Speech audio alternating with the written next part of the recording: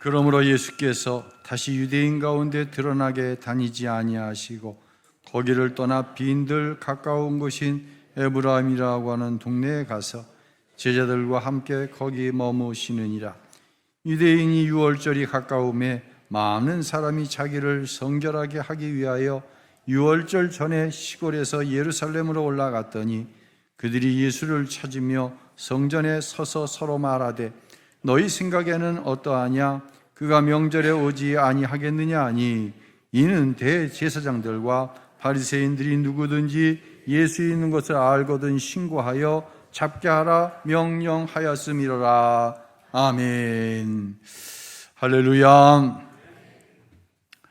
성경을 읽다 보면 그리고 그러나 그러므로라고 하는 접속사들이 나옵니다.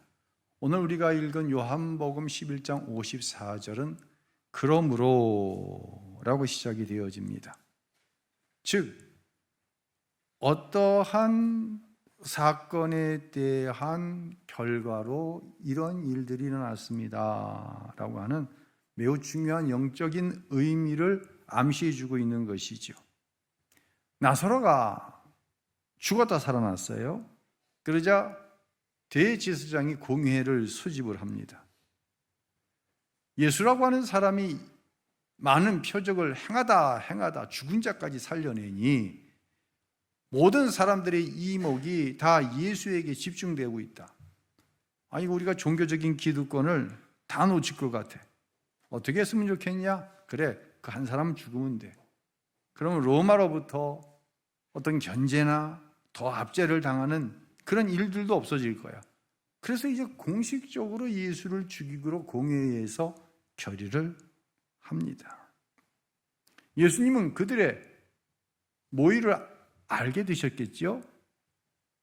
이제 예수님은 아직 십자가를 질 때가 되지 않으셨기 때문에 그 정확한 내용은 제자들이 아직 예수님을 증거할 만한 영적인 실력이 안 돼, 수준이 안 돼. 그래서 잠시 예루살렘을 떠나 광야 근처에 있는 한적한 곳 에브라임이라고 하는 곳으로 제자들과 어떻게 보면 숨어들게 되십니다. 도망한 것이 아니라 순종의 때를 이루기 위함이지요. 이제 여기서 뭘 하셨냐면 54절에 보니까 드러나게 다니지 아니하시고 즉 남들이 알지 못하게 제자들과 함께 거기 머무셨다라고 얘기합니다. 지금까지의 성전 안에서 가르치시고 병든 자를 고치시고 복음을 전하시고 기적을 나타내셨던 이 사역에서 전환이 된 거예요. 무슨 사역으로? 제자 양육으로 전환을 시킨 거예요. 사랑하는 성도 여러분, 교회도 때를 따라 그 사역의 전환이 적절하게 이루어져야 합니다. 그 하나님의 때를 읽을 줄 아는 교회가 하나님의 때에 하나님의 시간에 하나님께서 쓰임을 받게 되는 줄로 깨달으시기를 바랍니다. 예. 자, 이 제자 사역을 중심으로 이제 요한복음 후반부의 사역이 변동이 되어져요. 어떤 이게 전환점이 되어지는 거예요. 죽은 나사로가 살는 것은 대단히 기쁜 일이고 축하할 만한 일인데, 환호할 만한 일인데 한쪽에서는 예수님을 죽이려고 그러는 거예요. 우리의 삶도 마찬가지예요. 어떤 때는 이상한 때가 있어요. 나를 통해서, 여기서 나라고 하는 것은 복음이 인격이 되어서 나를 통해 예수님이 내 삶에 막 드러나는 거예요. 그래서 가족에게 영향력을 선하게 미치고, 직장에서 영향력을 미치고, 사회 구성원들은 영향력을 미치는데, 그러면 그들이 예수를 받아들이고 구원하는 역사가 나타나야 되잖아요. 그런 일도 있어요. 근데 대부분의 경우에는 반대의 일이 일어납니다. 더 강한 핍박이 일어나고 더 안 좋은 사건이 내 가정 안에 내 삶 속에 일어나는 거예요. 이때 이것을 이상하게 여기지 마십시오. 예수가 드러날 때 가장 싫어하는 세력이 있어요. 누가 싫어할까요? 마귀가 싫어합니다. 예수를 전하여 누군가가 예수를 영접해서 하나님의 자녀가 되는 걸 마귀는 너무 싫어합니다. 그렇기 때문에 내가 예수의 사람으로 더 무거워질수록, 예수로 더 무거워질수록 어둠의 영은 더 강력하게 역사합니다. 이때 우리는 뭘 할 줄 알아야 되냐면 영적인 싸움을 싸울 줄 알아야 됩니다. 뭘 알아야 된다? 다시 할게요. 이때 우리는 영적인 싸움을 싸울 줄 알아야 됩니다. 뭘 싸워야 된다고요? 영적인 싸움을 싸울 줄 알아야 돼요. 그 영적인 싸움의 가장 강력한 도구가 뭐겠어요? 바로 기도입니다. 정말 결판을 내고 싶다고 한다면, 정말 이 영적인 싸움에서 승리하고 싶다고 한다면 하나님 앞에 나아 무릎으로 기도하시기를 주님의 이름으로 축원합니다. 그때 누가 친히 이루시는 일을 본다? 하나님이 친히 이루시는 일을 본다. 할렐루야. 이제 요한복음은 이제 11장의 이제 마지막인데요. 요한복음 10장 22절에 보면은 그냥 뭐 좀 생뚱맞게 수전절이 되었다. 10장 22절에 수전절은 이 그리스가 예루살렘을 탄압하면서 침략해서 유대계 말살 정책을 쓰고 막 유대인들에게 억압했어요. 막 수탈하고. 이에 대해서 마카비라고 하는 유대의 한 가문이 혁명을 일으켜서 이 그리스 군대를 내쫓잖아요. 그리고 예루살렘 성전을 아주 우상의 소굴로 만드는 것을 깨끗하게 정결하게 합니다. 이 날을 기념하기 위해서 수전절을 유대인들을 지키는데 우리가 잘 알지 못하는 절기예요. 이 수전절에 무슨 일이 있었냐면은 이 유대인들이 예수님을 향해 이런 질문을 하는 거예요. 헷갈려. 당신이 도대체 메시아인 것 같기도 하고 아닌 것 같기도 해. 가르침의 권위나 행하는 능력을 보면 메시아 같은데 뭐 원수를 사랑하라고 그러고 핍박하는 자를 위해서 기도하라고 원수는 때려잡아야 되고 특별히 로마는 때려잡아야 되는 것이고 핍박하면 눈에는 눈, 이에는 이로 갚아줘야지. 뭐 이상한 얘기를 하시거든. 헷갈리는 거예요. 묻는 거예요. 예수님께. 당신이 그리스도이면 그리스도라고 우리한테 바로 얘기하십시오. 근데 예수님께서 직설적으로 얘기를 하시지 않아요. 이 일로 인해서 예수님이 어려움을 당하세요. 이 수전절이 우리의 양력으로 따지면 12월에 해당이 됩니다. 자, 그렇게 해서 지금 어느 만큼 시간이 지나 왔어요. 6월절이 가까웠습니다. 6월절은 이집트에서 이스라엘 백성들이 노예 생활을 할 때 하나님께서 그들을 구원해 내시기 위해서 모세를 보내셨잖아요. 모세를 보내실 때 10가지 재앙을 이집트에서 행하셨어요. 마지막 재앙이 사람이 되었든지 짐승이 되었든지 첫 번째 장자, 첫 새끼는 다 죽는 거예요. 그런데 문설주에 양의 피를 바른 히브리인들 가족들 가정에만 그 죽음이 어떻게 했다? 2월, 6월 넘어갔다. 6월절이거든요. 이스라엘의 3대 명절에 해당을 합니다. 즉 수전절 12월부터 6월절이 양력으로 3, 4월, 이게 우리가 음력으로 구정을 세니까 구정이 어떤 때 빠르면 9월 초도 되고 늦으면 9월 말도 되듯이 6월절이 3월 때도 있고 4월 때도 있거든요. 이 4개월 사이에 무슨 사건이 벌어졌냐면 죽은 나사로가 살아난 거예요. 이쯤 되면 수전절에 당신이 메시아면 우리한테 메시아라고 얘기해. 말을 하지 않아도 예수를 그리스도를 믿겠어요, 안 믿겠어요? 다시 얘기할게. 죄송합니다. 여러분 남편이 죽었어. 장사를 지내는데 살아났어. 예수님이 오셔서 일어나라는 게 일어났어. 그럼 예수 믿겠어요, 안 믿겠어요? 믿을 것 같죠? 안 믿을 수도 있어요. 예수는 그렇게 믿어지는 게 아니에요. 제가 얘기했잖아요. 제가 죽었다 살아났다고. 며칠 못 가더라니까 그게. 그걸 믿었으면 이런 결의가 나오면 안 돼. 자, 53절 다 같이 읽어볼게요. 있습니다. 이날부터는 그들이 예수를 죽이려고 모의하니라. 무엇으로 이런 모의가 나왔어요? 예수님이 죽은 나사로를 살린 이유로 인해서 예수를 죽이려고 했는 거예요. 그러니까 하나님의 영이 내 안에 오셔서 예수를 그리스도로 만나게 하시지 않으면 예수를 그리스도로 믿는 것은 가능하지 않아요. 그래서 우리가 구원과 하나님께서 약속하신 축복을 이루는 데는요, 내가 해야 할 것이 분명히 있어요. 그건 열심히 누군가에게 복음을 전하는 거예요. 오늘 우리 천영희 자매가 오늘 세례 받잖아요. 염지훈, 우리 권차이 얼마나 많이 기도했겠어요. 그렇죠? 예수가 내 인격이 된 삶을 가지고 섬겨진 결과가 이렇게 나와요. 근데 이 결과는 사실 나올 수도 있고 안 나올 수도 있어요. 목사님 계속 김새는 얘기만 그렇게 하세요. 그렇게 하면 된다고 해야지 왜 자꾸만 안 된다는 얘기를 하세요?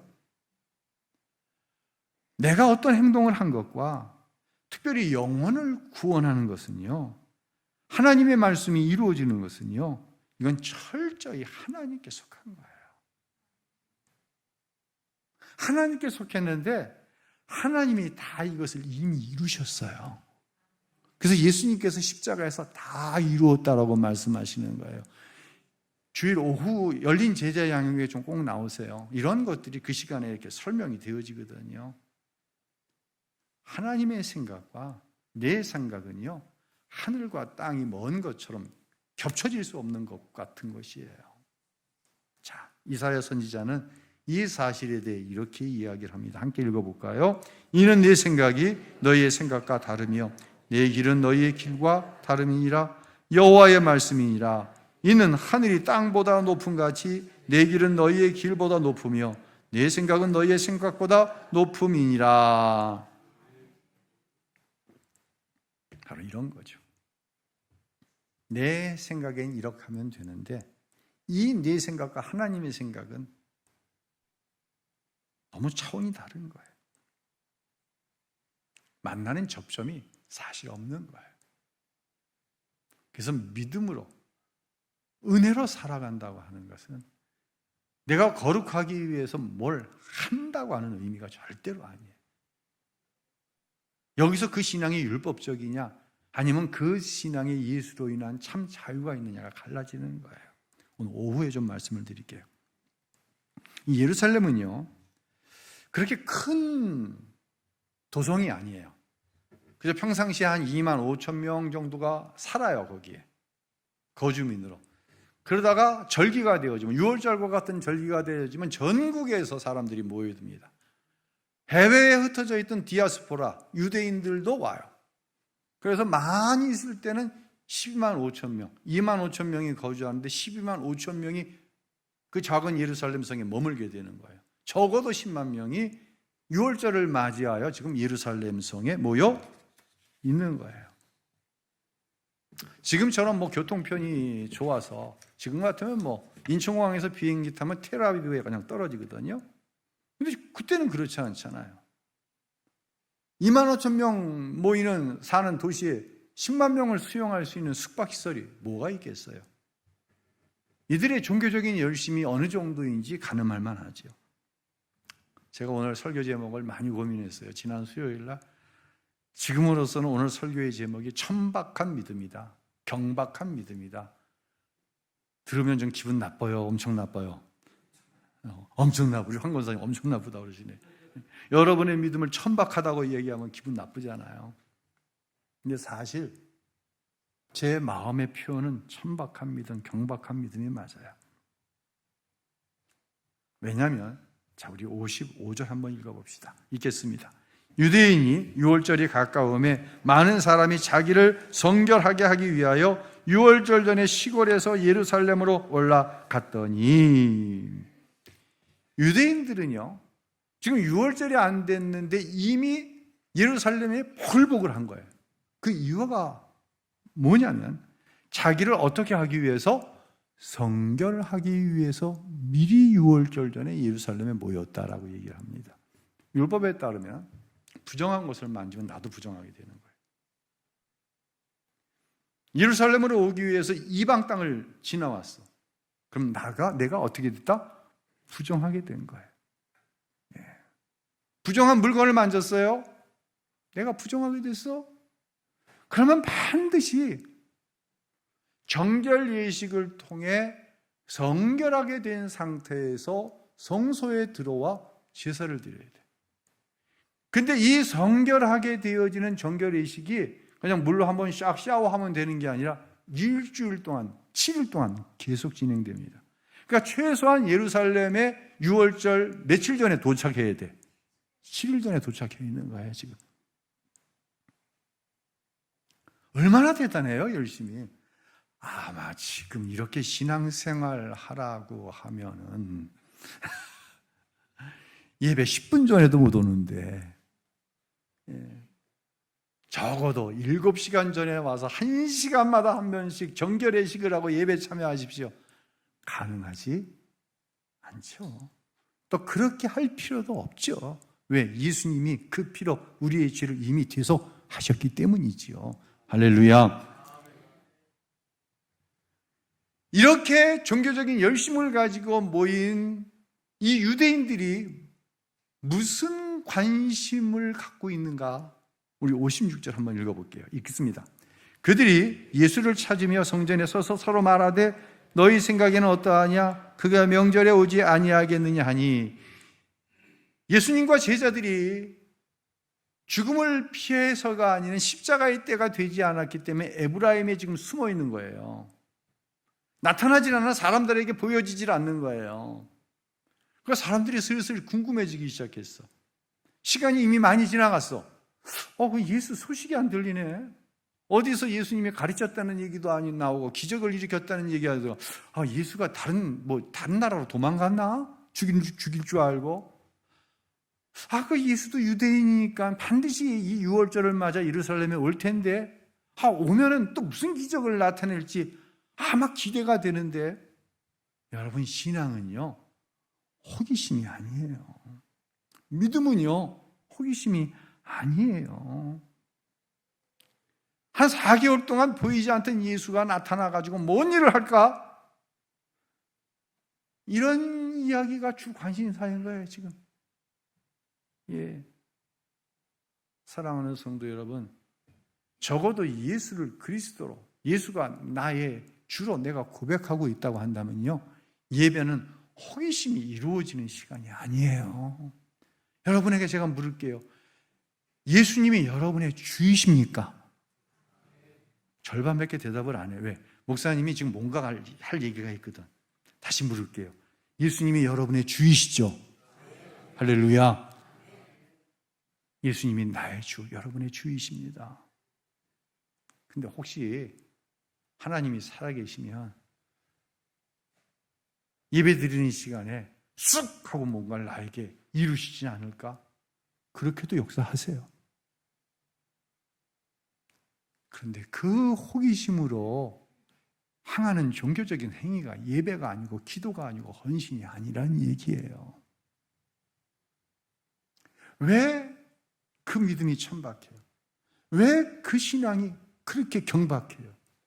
저는 순화해서 왜 그렇게 믿음이 가벼워요? 세상이 이렇게 하면, 삶의 환경이 이렇고 저 상황이 이렇게 되어지면 훅 하고 그 믿음이 날아가. 어쩐다는 주의를 지키고 자기 필요에 의해서 주의를 패해버려. 그냥 시간이 있으면 드려지는 게 주일 예배야. 이거 경박한 거 아니에요, 이거?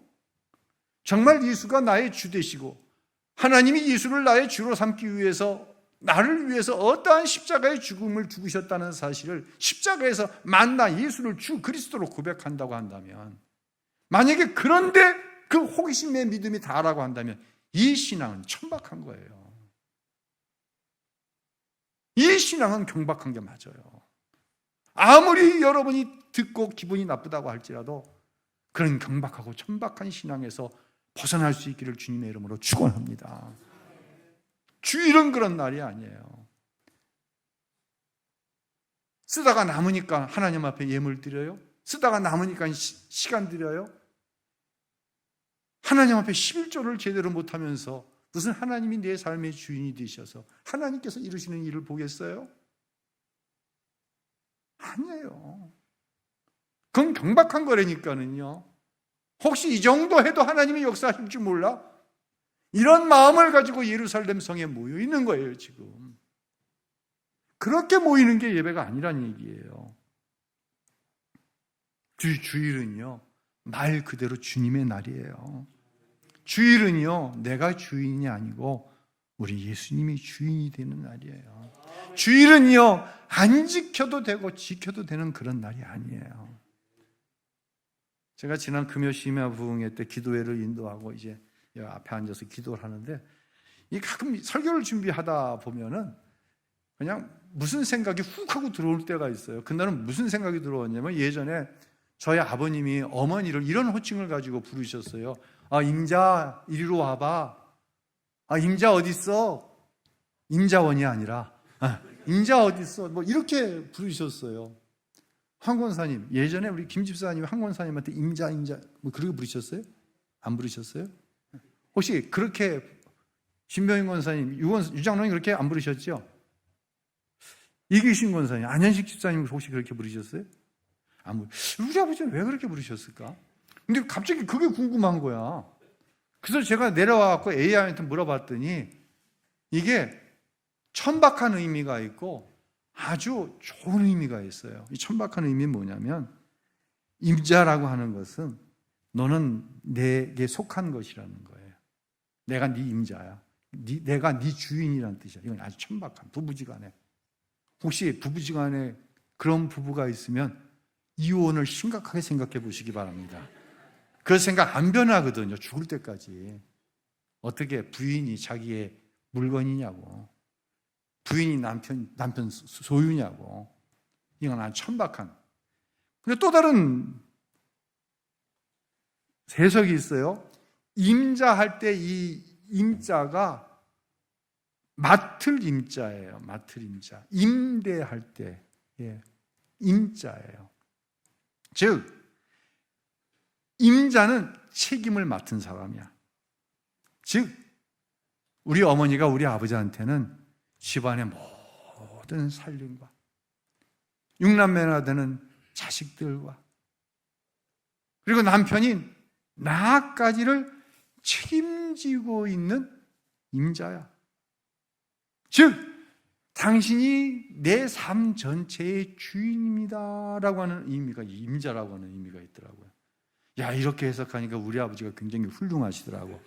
또 이렇게 다른 변호를 보니까, 야, 우리 아버지 정말 천박하다. 도대체 우리 할아버지 할머니는 우리 아버지 어떻게 교육을 하셨길래 그렇게 천박한 생각을 가지고 계셨을까? 이게 하늘과 땅이 먼 것보다 더 멀리 겹쳐질 수가 없는, 한 곳은 천박하고 한 곳은 너무 고상하고, 한 것은 정말 부부간의 관계에 무거움이 느껴지지만 한 것은 부부간의 관계가 너무 경박스러울 정도로 가볍게 느껴지는 거예요. 여러분, 우리의 믿음이요, 정말 가벼운 게 될 수가 없어요. 내가 믿는 예수님이 나를 구원해내시기 위해서 어떤 죽음을 죽으셨는 걸 내가 진짜 믿는데 어떻게 믿음이 가벼울 수가 있어요? 결국 57절에 이렇게 결론이 내져요. 자, 같이 읽어볼까요? 이는 대제사장들과 바리새인들이 누구든지 예수 있는 것을 알거든 신고하여 잡게 하라 명령하였습니다. 호기심의 대상, 이젠 더 나아가서 신고하려는 거예요. 예수만 보면 어떻게 하려고? 죽이겠다는 거예요. 온갖 허울 좋은 종교적인 예식을 다 치러놓고 하나님의 아들을 알지 못해서 하나님의 아들을 죽이려고 하는 게, 이게 신앙이에요. 온갖 종교적인 열심을 다 하는데 하나님을 슬프게 하고 네 안에 계신 성령님을 근심하게 하는 것, 이건 신앙이 아니에요. 예수님은 이 길을 피하시지 않으셨죠. 오직 인내와 순종으로 우리를 사랑하심으로 그 십자가의 길을 가셨죠. 그래서 저와 여러분이 그 은혜를, 그 구원의 축복을 누리고 있는 줄로 믿으시기를 바랍니다. 이란 상공에서 미군 F-15 전투기가 미사일이 추락이 된 사건이 얼마 전에 있었잖아요. 이제 2명의 탑승자 가운데 한 사람은 빨리 구출이 됐는데 한 사람은 36시간이 지나도록 소식이 없는 거예요. 대령인데 이름은 안 밝히더라고요. 보안 사항이어서 대령인데 이 자그로스라고 하는 산맥 인근에 홀로 고립이 된 거예요. 이제 구조팀이 열심히 찾는데 이게 뭐 사막에서 바늘 찾기죠. 그렇잖아요. 어디 있는지도 모르는데 어떻게 찾겠어요. 예. 그냥 필사적으로 찾았어요. 36시간 동안 생사를 알지 못하는 거예요. 못했어요. 그런데 이 미군 지휘부에 아주 짧은 세 단어의 무전 신호가 들어옵니다. God is good. 하나님은 선하시다. 이거 뉴스에 실제로 나왔어요.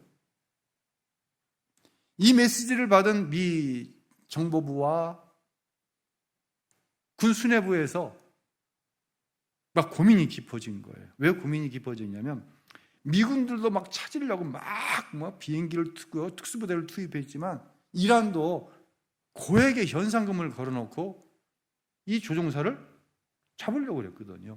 근데 이미 체포가 됐어, 이 조종사가. 근데 함정을 파는 거야, 이란이. 어느 장소에서 그 무전이 발신된 것처럼 해놓고는 미군들이 구조하러 왔을 때 어떻게 다 죽여버리려고. 믿지를 못하는 거예요. 발신자가 누군지가 모르니까. 이때 이 대령의 동료들이 이런 이야기를 했습니다. 그는 신실한 크리스찬입니다. 그는 거듭난 크리스찬입니다. 그의 평상시의 삶의 모습을 통해서 그는 이 어려움의 순간 세 단어를 이야기한다고 한다면 하나님은 선하십니다라고 이야기할 사람입니다. 이 무전 신호는 그 대령이 보낸 것이 맞습니다. 이렇게 되자 미군은 네이비실 특수대원 100여 명과 수십 척의 항공기를 투입해가지고 결국 이 대령을 해발 2100m의 그 바위와 바위 틈 사이에 부성을 당한 채 숨어있는 이 대령을 무사히 구조하게 되었어요. 이 대령이 피격되어서 조난을 당한 날이 성금요일 밤이었습니다. 36시간 동안 생사를 알지 못했어요. 이 대령을 극적으로 구조한 날이 부활절 이른 아침이었습니다. 그래서 미국 사람들은 뭐라고 얘기하냐면 부활절의 선물이다. 하나님께서 우리 미국을 위로하시기 위해서 주신 기쁨의 선물이 바로 이 대령이다라고 얘기하는 거예요. 사랑하는 성도 여러분, 이 모습이 마지막 때를 살아가는 저와 여러분의 모습인 거예요. 우리의 신앙이 가벼울 수가 없어요. 그 죽음의 문턱에서 잘못 무전을 날리면요, 위치가 발각되어서 자기가 잡히는 거예요. 이 순간 생사를 하나님께 맡기면서 할 수 있는 말이 뭐냐? God is good. 하나님은 항상 선하십니다. 하나님은 내 삶의 어떠한 상황에서도 그 선함을 잃지 않으셨던 분이십니다. 하나님은 내가 생사의 그 고비를 넘어가는 이 순간에도 여전히 하나님은 선하십니다. 만약 내가 이란군의 손에 붙잡혀 죽음을 당할지라도 하나님은 여전히 선하십니다. 여러분, 이 믿음이 어찌 가벼울 수 있겠습니까? 어찌 세상이 흔들릴 수가 있겠습니까? 이때 기적이 일어나는 거예요. 이때 하나님의 약속과 축복은 이루어지는 줄로 믿으시기를 바랍니다. 예수님을 믿음으로 오는 고난이 있어요. 다시 말씀드립니다. 내가 복음이 인격이 되어 살아가는데 더 고난이 와요. 이게 영적인 원리예요. 광야도 있어요. 그러나 우리는 그 광야에서 하나님을 더 깊이 만나는 거예요. 더 친밀하게 만나는 거예요. 이때 하나님은 우리를 더 온전케 하세요. 그때 하나님께서 친히 이루시는 일을 우리는 보면서 살아가는 거예요. 할렐루야. 가벼운 신앙으로는 안 돼요. 가벼운 신앙은 죄송합니다, 신앙이 아니에요. 그거는 호기심이에요. 호기심 갖고는 안 돼요. 이 자리에 얼마가 남을지는 모르지만 호기심 갖고는 안 됩니다. 하나님은 살아계십니다. 하나님은 한 주간의 삶에도 여러분과 함께 하실 것입니다. 그래서 내 입술에는 항상 하나님은 선하십니다라고 하는 이 무거운 고백이 내 삶에 어느 순간에도 튀어나올 겁니다. 그때 하나님이 일하십니다. 할렐루야. 그런 은혜를 누리며 살아가는 우리 모든 사랑하는 성도 여러분들이 되시기를 예수님의 이름으로 축원합니다.